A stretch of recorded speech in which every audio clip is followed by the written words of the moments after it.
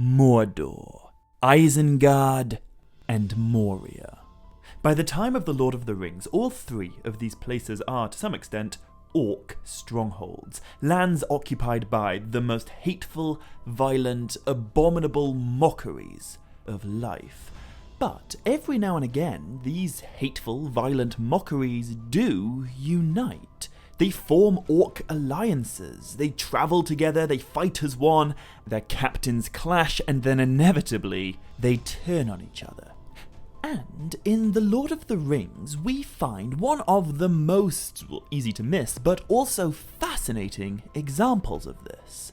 So, this is the story of an alliance, and it's the story of two individuals. A captivating insight into how orcs live their horrible lives. This is the union of Mordor and Isengard and the Misty Mountains.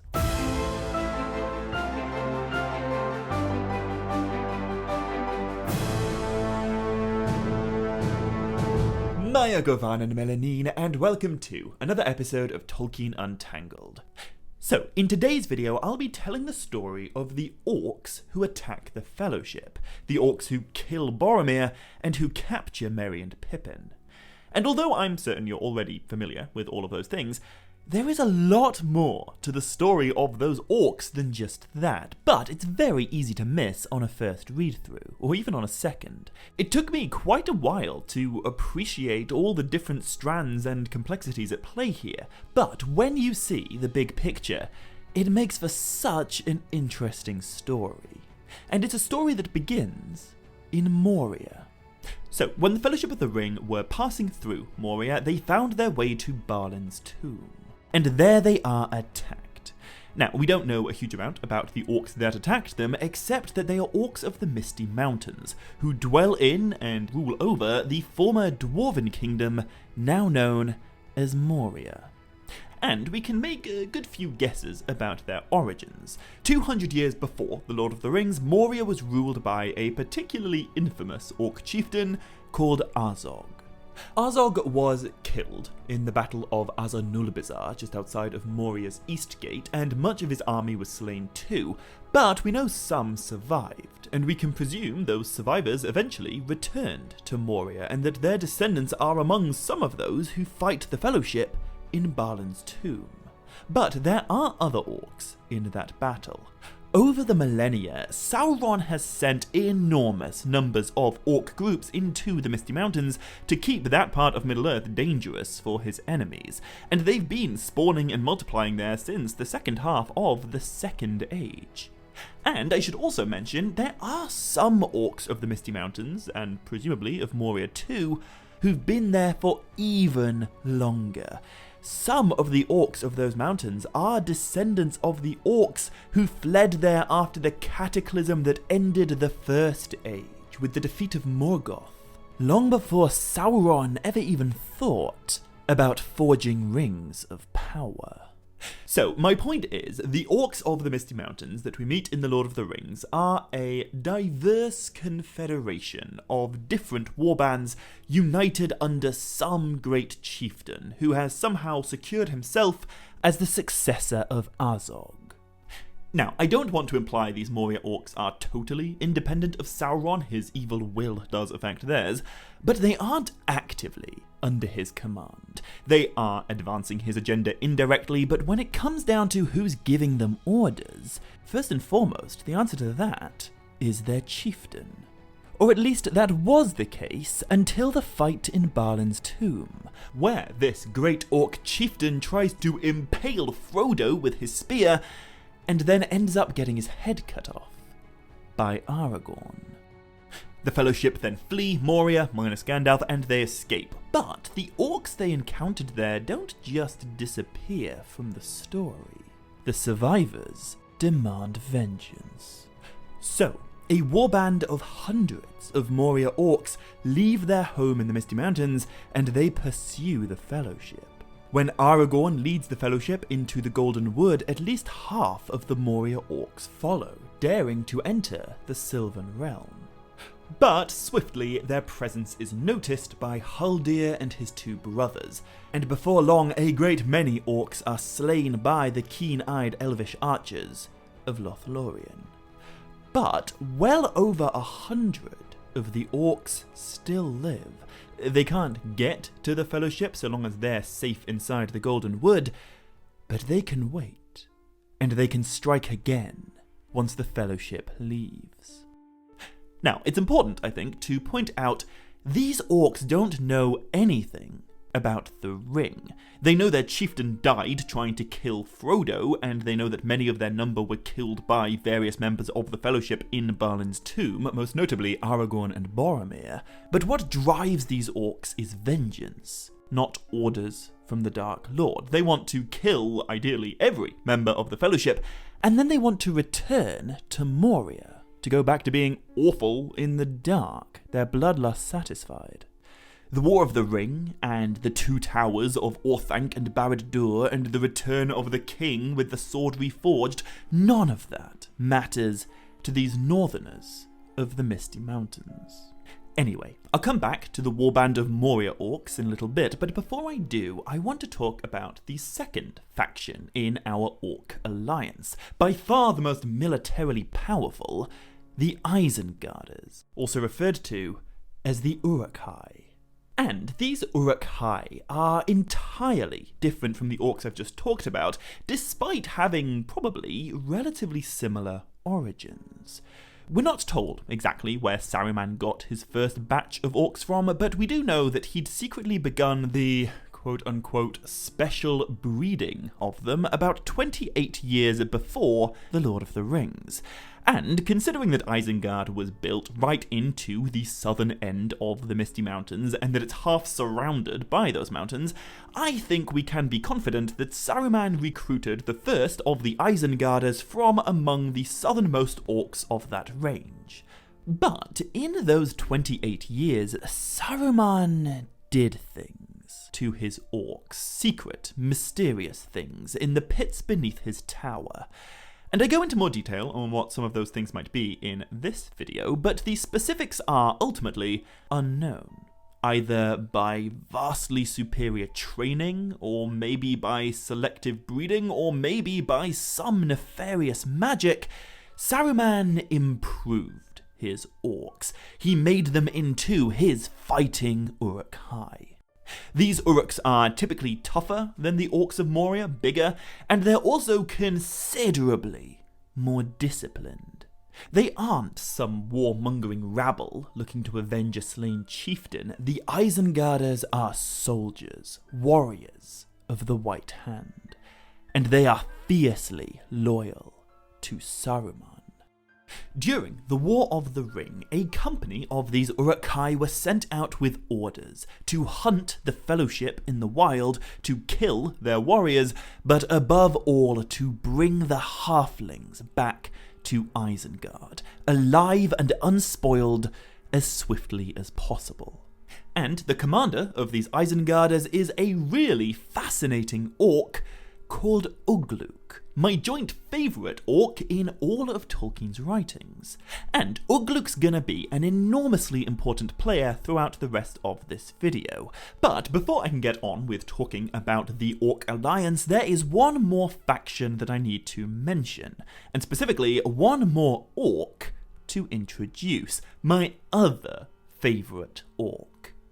So, the third faction in this union are the Orcs of Mordor, and they are led by a particularly blood-curdling captain called Grishnak. Just like most orcs, Grishnak is a very mysterious character. I can't tell you anything about his age or his life prior to The Lord of the Rings, but we do know enough to suggest he's potentially a pretty big deal in Mordor. Not only is he a captain, but there's also evidence to suggest he may have had direct FaceTime with Sauron himself. Certainly he is trusted by the Dark Lord in a way that the average orc simply isn't. Grishnak knows about Gollum. He was potentially there, in the room when Gollum was being tortured. Beyond any doubt, he knows that somewhere there is a halfling carrying something that his master wants back. So, Grishnak is sent from the Dark Tower with a company of orcs and almost identical orders to what the Isengarders were given by Saruman. Hunt the Fellowship in the wild, kill their warriors, but, above all else, bring the halflings back to the Dark Tower. To Lugburts, as they call it in the Black Speech, to Barad-dûr, alive and unspoiled, as swiftly as possible. Now, in the Lord of the Rings book, we don't get very much more about these three orc companies until they attack the Fellowship at Amon Hen. But, and I don't think this is going to surprise you, even though it didn't make it into the story, Tolkien did keep incredibly precise handwritten notes on what these different orc groups were doing, as well as when and where and how they were doing it, whilst the Fellowship is doing their thing. So, I'm not going to go into all the specifics. Tolkien's imagination was insanely detailed, even on seemingly really minor subplots, but I do want to follow Tolkien's time scheme, his outrageously thorough chronology of the Lord of the Rings, and use it to shed some fascinating light on the story of these orcs and their alliance and what they got up to before attacking the Fellowship. So, let's start on the day that great orc chieftain of Moria was beheaded by Aragorn. A lot happened on that day. Gandalf fell fighting the Balrog, the Fellowship escaped Moria and entered the Golden Wood, and the orcs of Moria not only set off in pursuit, they also sent out messengers. Orc runners hurry from Moria to Isengard, and they tell Saruman that the Fellowship has passed through the Misty Mountains. Presumably they also tell him Gandalf is no longer among them. We are told it takes just under 4 days for these Moria messengers to travel the 260 miles to Isengard, but in that time much swifter messengers carry the same news considerably further. Evil birds fly from the mountains all the way south into Mordor, and they bring rumour to Barad-dûr. Which means, while the Fellowship are enjoying their first full day in Caras Galadhon in Lorien, far away, in both Isengard and Mordor, Saruman and Sauron are laying their plans. And Saruman senses an opportunity. In the books, Saruman is not Sauron's puppet. He is instead an independent third party, who may be faking loyalty to Mordor, but in private is absolutely committed to acquiring the One Ring for himself. And he recognizes that now might be the perfect opportunity to take the One Ring from the Fellowship. And on the same day Saruman sends Ugluk out of Isengard, over in Mordor, Sauron sends out Grishnak. But he does not send Grishnak out alone. Orcs make decent scouts over land, but Sauron has far more dangerous servants patrolling the sky. And at around this time, the Dark Lord secretly unleashes the first of his winged Nazgûl. The Ringwraiths have been regrouping in Mordor since they supposedly drowned at the Fords of Bruinen 3.5 months ago, but now they're riding again. However, although it is another one of those blink-and-you-miss-it details, I must point out the Fellowship actually spends a whole month in Lothlorien. It doesn't feel that long for them because of how time flows in Galadriel's timeless realm, but yeah, on the outside, a whole month passes. And in that month, the tale of our Orc alliance progresses quite a bit. So, the first thing Ugluk and his Isengarders do is head north and try to pick up the Fellowship's trail. They track them to the impenetrable Golden Wood where no orc can go, and they wait, lurking outside and especially watching the river. And there they encounter another group of orcs, also waiting for the Fellowship to leave Lothlorien, that vengeful warband from Moria. Ugluk gathers these Moria orcs and, presumably by right of might, he makes them his to command. And then, a few days later, the Isengarders find something else. Something very unexpected. Or rather, I should say, someone. Uruk and his Isengarders have just captured Gollum. And he turns out to be really quite enlightening. We aren't given many specifics, but we are told on the day before Gandalf threw down the Balrog on Ziraxigil, the Isengarders, on the eaves of the Golden Wood, capture and torment the creature Gollum. Before long, Gollum does wriggle free and he manages to escape the orcs, but before he does, he reveals to Uruk that there were indeed hobbits of the Shire travelling through Moria with Gandalf, and he says enough to make Uruk certain that the ring his master seeks is being carried by the Fellowship, by these hobbits of the Shire. So, he sends a messenger back to Isengard, bearing this information to Saruman. Now, that messenger will be important in just a second, but first, at around this same time, Grishnak and his Mordor company are also heading towards the place where the Fellowship was last seen, impenetrable Lothlorien. And not far from where the Argonath statues stand, Grishnak and some of his orcs cross over to the western side of the river Anduin. And there, on the eastern plain of Rohan, they intercept that orc messenger that Uruk had sent back to Isengard, with the information that was extracted from Gollum. Grishnak compels this messenger to divulge his message, and he learns quite a few interesting things. But instead of going forward to meet this Captain Uruk of the White Hand, instead Grishnak goes back, once again crossing the river and making contact with the Nazgul, waiting on the eastern side.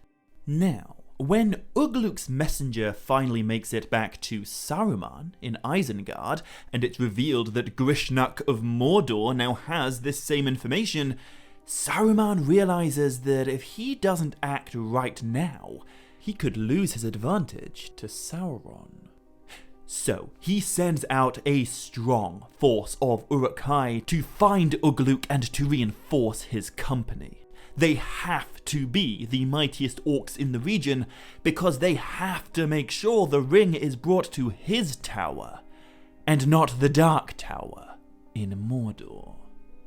But although being the mightiest orcs in the region does sound like a good thing, it turns out to have drawbacks. Throughout most of Tolkien's writings, there is a recurrent theme of evil defeating itself, and these orcs are quite a good example of that. All of them are immensely self-destructive.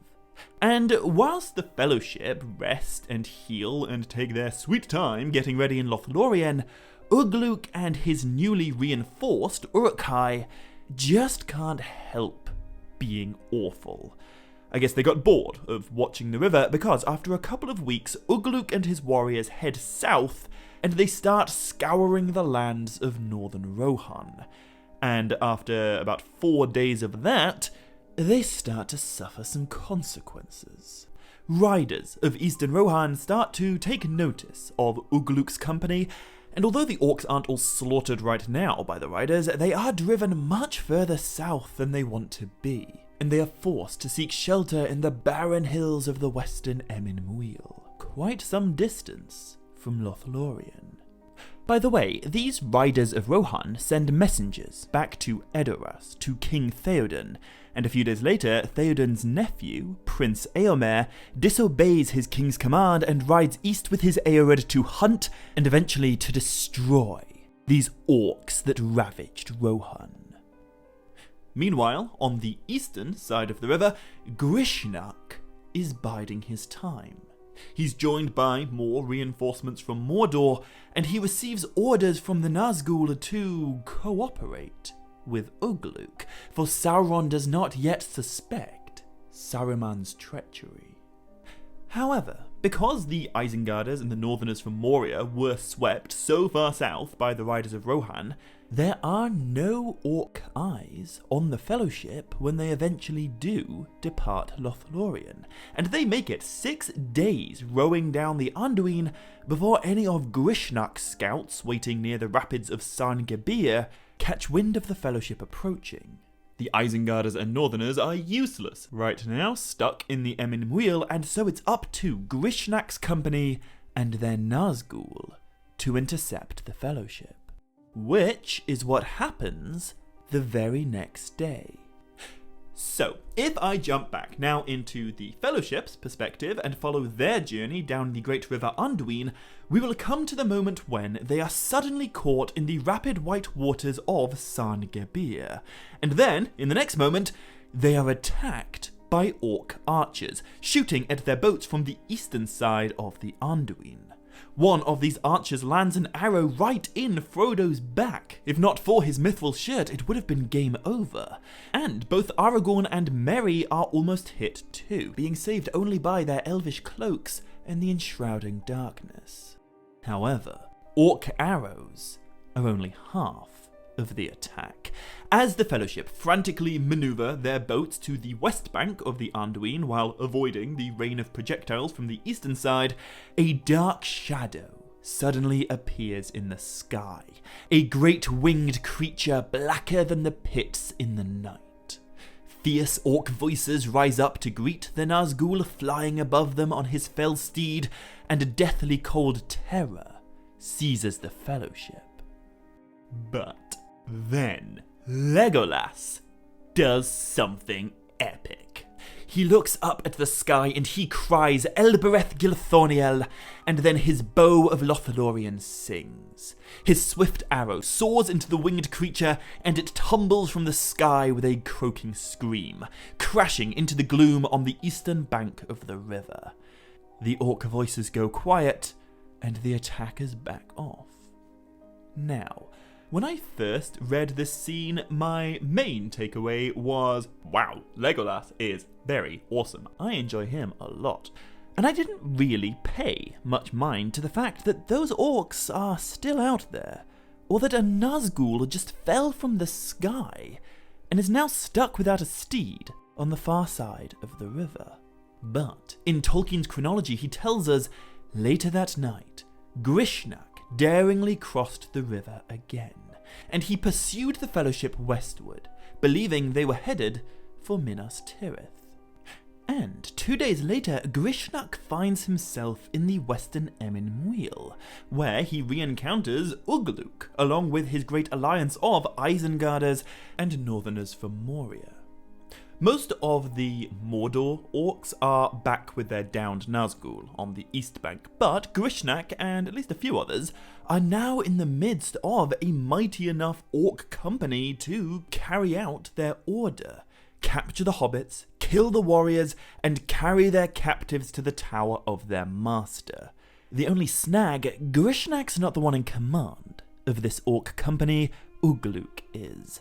And it's gonna be up to Grishnak to ensure that the halflings end up arriving at the right tower. Which brings us to the part of the story you're definitely already familiar with. The next day, Grishnak and the Isengarders and the Northerners all come face to face with the Fellowship. When the orcs try to seize Merry and Pippin, Merry cuts off several of their arms, and then Boromir comes leaping through the trees. He makes the Uruks fight, and he kills a great many of them. Elsewhere, in the woods, many Moria orcs attack Legolas and Gimli, and then either die or run away. But the fighting Uruk-hai remain focused on the hobbits. They shoot a rain of arrows always at Boromir. And once the warrior is subdued, Merry and Pippin are taken. Then the Orc Alliance runs away. They have what they were sent out to get. Now they only need to carry their prisoners back to their master. Once they've decided which master they're going to. Now, much of the final part of this story is told from the perspective of Pippin, and it's through his eyes that we see the unfolding drama of this Orc Alliance falling apart. Now that they have their prize, everything's changed, and murderous disagreement is surely bound to follow. So, when Pippin wakes up that evening as a captive of the Orcs, the first thing he sees are two yellow-fanged guards watching over him. And these guards are Northerners of Moria. They didn't get to kill Aragorn, but Boromir at least was slain, and now they have two more members of the Fellowship to torture and murder. Except they're not being allowed to do that, upon the orders of the Isengarder, Ugluk. One of the Northerners loudly curses the Isengarders, and Ugluk specifically, and they complain that if there's no time to play with the hobbits, they should at least kill them cruelly and be done with the nuisance of carrying them. But the Northerners are silenced by the deep growl of Ugluk. He insists that orders be carried out. However, the Northerners remain unconvinced. They are under no such orders. They came from the mines to avenge their chieftain and to kill. They argue that if one of the hobbits is carrying something so precious, why not search them and find it? They might get something they could use themselves. Now, when the Orc of Moria says this, Pippin hears a third voice, softer than the others but more evil. This is the voice of Grishnak. He says to the Northerner that he may have to report that interesting remark, and then he agrees with Ugluk. The prisoners are not to be searched or plundered. Those are the orders of Mordor. However, just because Grishnak and Ugluk are on the same page when it comes to plundering the prisoners, doesn't mean they have anything else in common. In this conversation, Grishnak insists that the Orc company must go east instead of west. They must cross the Anduin and take the hobbits to Sauron in Mordor. He reveals to the Orcs that a winged Nazgul waits on the east bank, but he does not reveal that a whole lot of Mordor Orcs wait there too, enough to tip the balance of power away from Ugluk and the Isengarders. But right now, he's massively outnumbered. So he sows dissent into the Orc company. He suggests to the others that maybe Ugluk's shoulders need relieving of a swollen head, and he tells them all that Saruman is a dirty, treacherous fool, but the Great Eye is on him. Ugluk gets angrier and angrier, until suddenly, without warning, he sweeps the heads off of two of the Northerners. Then his Isengarders cut down another Orc of Moria, that yellow-fanged individual that was guarding Pippin. However, in the midst of all of this violent chaos among the Orcs, Grishnak steps aside, and he vanishes into the shadows. With Grishnak gone, Ugluk brings the rest of the Orcs into line, and he orders them to go in a straight march over the lands of Rohan towards Isengard. The Northerners of Moria don't like it, but they will run with Ugluk's whips behind them. For a short while later, the Orcs receive more bad news. A scout informs them that a horseman spotted him and then rode away, which means the riders of Rohan will soon be aware of Orcs crossing the land. The race is on to get the hobbits back to Isengard. But whilst the Isengarders and reluctant Northerners are legging it through eastern Rohan, Grishnak returns to the Anduin, where another winged Nazgul has arrived to recover the first one, and there Grishnak is commanded to take 40 Orcs of Mordor and to pursue Ugluk, doing whatever's necessary to deliver the hobbits into Sauron's possession. We are told the Nazgul carries Grishnak's 40 Orcs across the river, and then they all hasten back away northwest to intercept Ugluk and the Isengarders. And what's amazing is that Tolkien accounts for all these distances and all this time, and he really does do the maths on how fast and for how long all of these characters have to be travelling. No one's teleporting where the plot needs them to be, no one's sprinting non-stop without rest. I promise you, all of Tolkien's calculations check out. Anyway, 2 days later, and Ugluk's company have made it within 25 miles of Fangorn Forest. And there, while taking a breather, as well as quarrelling with some of the Northerners, the Isengarders are reunited with their frenemy, Grishnach of Mordor, now reinforced by 40 loyal orcs, all bearing the symbol of the Red Eye.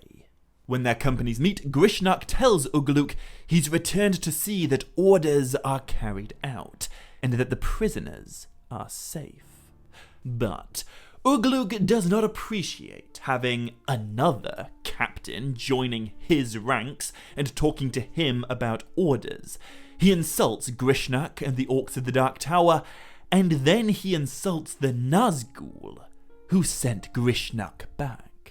Ugluk asks if he's had another mount shot out from under him, and then he wonders aloud if the Nazgul really are all that they're made out to be. Now, I feel like most orcs would probably get violent and aggressive after hearing insults like that, but Grishnach is not most orcs.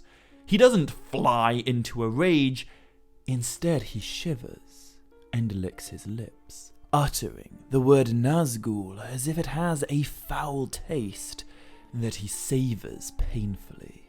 He softly tells Ugluk that the Uruk speaks of what is far beyond the reach of his muddy dreams, and that one day he'll wish he had not said that. However, despite all the bad blood infecting our Orc alliance, there's still one thing holding this union together: fear of the Riders of Rohan. Grishnach looks back and suddenly cries out. Far away, over the flat plain, he sees horsemen, riding with great swiftness and gaining on them. The Orc company redoubles its pace and runs with astonishing speed over the last few miles of their marathon. Both Ugluk and Grishnach spur on their soldiers with fierce shouting, and as the sun sinks behind the Misty Mountains, Pippin thinks to himself, the Orcs are going to make it. They're going to escape the riders and lose them in Fangorn Forest. But Pippin watches the horse lords with their flowing hair and their spears glinting golden in the sunset, and he wonders who they are. He knows nothing of this land or its people, save that Gandalf's horse, Shadowfax, came from Rohan, and that at least sounds hopeful. But the riders close in, and they know what they're doing. Instead of just attacking, the riders hem the orcs into a tight formation, preventing them from scattering and driving them along the line of the river. Some of the horsemen are expert archers, and they ride into range of the orcs, shooting at the stragglers and then wheeling back out of range of the Uruk's great bows before they can be shot. Many orcs are killed this way, and many more of their arrows are wasted. By nightfall, there are only about 200 individuals left in our Orc alliance, and they are mostly Isengarders and Grishnach's company. The smaller, slower northerners of Moria, they were the first to be picked off by the bowmen of Rohan. However, as the sun sets and darkness falls, still the riders do not yet close in for battle. They herd the last 200 orcs up the slopes of a hill, but they know better than to engage their enemy by night. So, instead, they encircle their enemy. From the orcs' perspective, Fangorn Forest is so close. They can see it dead ahead, but they cannot get to it. They are stuck on the top of a hill, surrounded by Rohirrim, surrounded by the Eored of the Third Marshal of the Riddermark, the riders of Prince Eomer. And so, on the crest of that hill, Grishnach and Ugluk and their orcs of the Red Eye and the White Hand wait out the last night of all of their lives. When the moon's light pierces the mist, the riders can be seen like shadows, moving ceaselessly, patrolling, but always out of bowshot.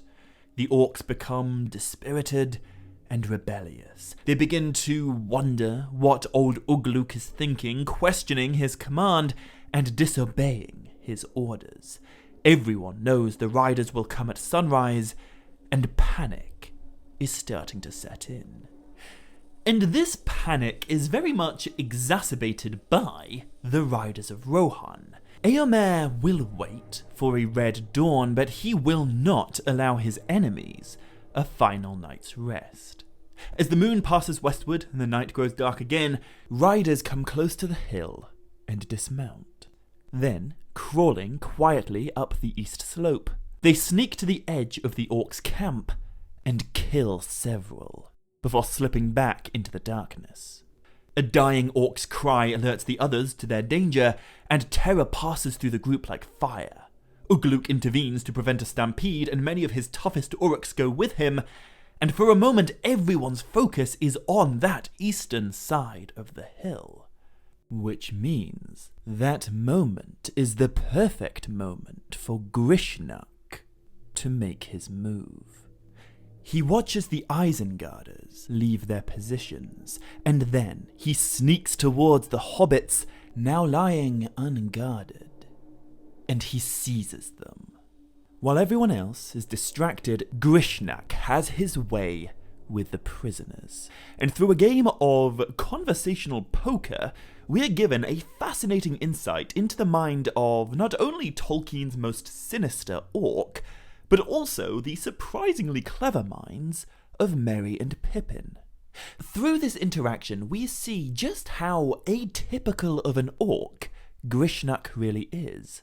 He refers to the hobbits as his sweet little ones and his dear tender fools, and yet he still manages to be scarier than any other orc I can think of. While he's talking softly to the hobbits, his clawed fingers begin groping Pippin. But it's right here that we see Pippin isn't nearly so foolish as he's often accused of being. Not only does he figure out what this orc wants, he also finds a way to manipulate that desire.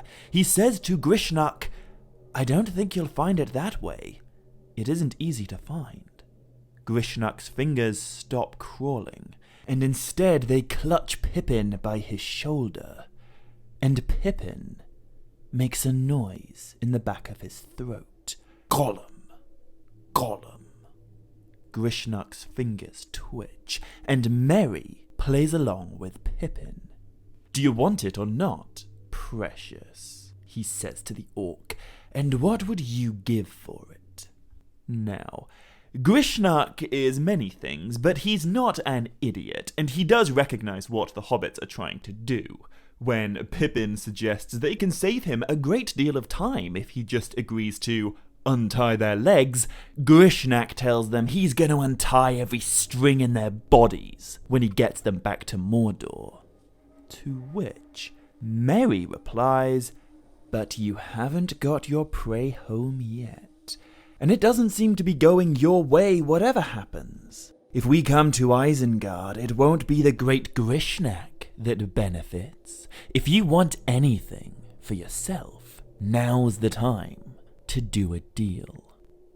Which is a ballsy thing to say, all things considered, and I'm really not sure how they would have improvised their way out of this negotiation if Grishnak were in a negotiatory mood. As it goes, he isn't. Instead of making a deal, Grishnak suddenly grabs the hobbits, one under each armpit, and he silently springs away with them into the dark. Up until this moment, I don't think Grishnak's motives can be considered particularly questionable. He's not been anything but absolutely loyal to Sauron. However, as he creeps away from the rest of the orcs with Merry and Pippin in his clutches, I'm no longer so certain of his obedience. Maybe he's angry at Merry and Pippin's defiance. Maybe he truly believes this is what's best for Sauron. Or maybe he just wants what he believes they have. But whatever his motive, Grishnak suddenly decides that orders are no longer what matters. He's told the hobbits that he'll not only search them to the bones, but he's going to cut them into quivering shreds. Now he has every intention of plundering the prisoners, now that there are no other orcs trying to take his prize. After carrying them a fair way, Grishnak throws down the hobbits and he draws his sword to begin the search. Whatever they're hiding, Grishnak is confident he's gonna find it. However, as is so often subtly the case in Tolkien's writings, in this instance, evil ends up being undone by its own treachery and malice. As Grishnak draws his sword, the blade rings a little, and it glints in the light of a far-off watchfire. Then, suddenly, an arrow comes whistling out of the gloom and pierces his hand, perhaps aimed with skill, or perhaps guided by fate. Grishnak shrieks, and he leaps up to run, but as he rises in the grass, he is ridden down and impaled upon a man of Rohan's spear. Grishnak gives out a shivering cry, and then he dies. And the most chilling orc of them all, I think, passes out of the story. However, surprisingly, perhaps, in the moment of his death, Grishnak actually ends up doing something very beneficial to Ugluk. His shivering cry alerts the rest of the orcs to the rider's presence, and Ugluk realizes that the hobbits are no longer where he left them. Because this part of the story is told from Pippin's perspective, we don't really know exactly how Ugluk reacted to this, but judging from the sound of the screeching, Pippin supposes he's probably knocking off a few more heads. These screeches alert more riders, but then, out of the forest, there suddenly comes a great cry of more orc voices, more Isengarders, recently sent out by Saruman to reinforce Ugluk's company. Unfortunately for the orcs, this attack doesn't really achieve very much. Éomer is far too clever to lose his advantage, but it does allow for Merry and Pippin to crawl away undetected, hidden by their elvish cloaks. And because much earlier Pippin managed to cut the ropes around his wrists, they're now there only for show, and because Merry can always be relied upon to have food in his pockets, the hobbits actually find themselves in a relatively hopeful state. After munching on some lembas together in an active combat situation, Merry and Pippin cut the cords about their ankles and then they sneak away into the night. Eventually, they pass into Fangorn Forest, and a few days later, ironically, they come to Isengard not as captives of orcs, but as companions of Ents, and they help bring havoc to Isengard and get the ball rolling on Saruman's subsequent ruin. Now, I'm sure you're all familiar with that part of the story, but what Merry and Pippin do not stick around to see is the final fate of our Orc alliance and the last stand of Captain Ugluk. So, when the sun lifts like an arc of fire above the margin of the world, a red dawn comes. Hunting horns greet it, and the Rohirrim attack. With a great cry, riders charge into the orc camp, red light gleaming on helm and spear. Some of the orcs shoot at some of the riders, and some of the riders are killed. But before long, the orcs have run out of arrows, and the Rohirrim ride swift horses. After the riders' first charge, most of the orcs break and scatter randomly, to be pursued one by one to the death. This is the fate of any remaining Moria orcs, and I imagine it's the fate of Grishnak's Mordor company too, who suddenly find themselves with no idea where their captain is. But there is one faction that does hold together. Ugluk's most loyal Isengarders form a wedge, and they drive forward fiercely towards the forest. They hew down at least 3 of the riders in their path, and they make it to the very edge of Fangorn Forest. But there, where the grass meets the trees, Ugluk is overtaken and brought to bay by Prince Éomer. And we're specifically told that Éomer dismounted and he faced Ugluk sword to sword. In that duel, Ugluk was killed, and Eastern Rohan was avenged. Saruman's mission, which began with a scouting party sent to track the Fellowship around Lothlorien, ends at the eaves of Fangorn Forest in total failure. While Eomer's slaying Ugluk, the rest of the orcs are hunted by his riders. Their bodies are burned, their ashes are scattered, and no news of their fate ever comes back to Isengard, or to Mordor, or to Moria. This short-lived and ultimately doomed union of Isengard and Moria and Mordor can be seen as one of the great turning points in the War of the Ring towards its eventual resolution. From the moment the orcs first captured Merry and Pippin, leaving, the actual ring-bearer Frodo to go east with it into Mordor, they sealed Saruman's fate as a loser. They were sprinting full speed away from the One Ring, ensuring that now the wizard will never be able to get it. The ring might go on to be destroyed, or it might end up once more on Sauron's hand. But, thanks to his orcs, Saruman is out of the race for good. And it's gotta be said, this doomed orc alliance also ends up having disastrous consequences for Sauron. 2 days after Isengard falls, Pippin looks into Saruman's palantir and unknowingly reveals himself to Sauron. Sauron now knows a halfling has the ring. He knows the Isengarders had the halflings. He knows Grishnak went back to ensure the Isengarders surrender the halflings, and then nothing. Until a halfling looks in to Saruman's palantir and convinces Sauron Grishnak must have failed and the Isengarders must have made it back to Isengard. The One Ring must be in Isengard. And so, with victory on his mind, Sauron looks north, and he pays very little heed to the secret ways into his own land, or to his own vulnerability. When Aragorn looks into the very same palantir, literally the very next day, Sauron has every reason to believe that now Isildur's heir has his ring, and so he changes his strategy. He strikes sooner than he originally would have, before his army's ready and before all his plans are laid. And once again, he looks far away from the borders of his own land, and so he does not see his own ruin moving ever closer. I like to imagine that after the One Ring is destroyed and Sauron's reduced to a mere spirit of malice gnawing himself in the shadows, he spends a good amount of time thinking about, among many other things, Grishnak and Ugluk, and that union of orcs that he trusted to fight the Fellowship and to capture the halfling he was looking for. Can you imagine how frustrated Sauron must have been when that cascade of pennies began to drop?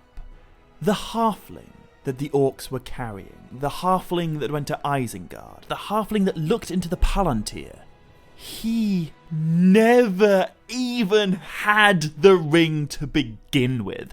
These three competing orc factions, they all united, and then they all ran off with the wrong hobbits. But I guess that's just the self-defeating nature of evil. That's what you get for trusting an orc to be anything other than awful. Anyway, that's all for this video. Thank you very much for watching. If you enjoyed it, be sure to hit like and leave a comment and click the subscribe button to make sure you don't miss any future videos coming soon.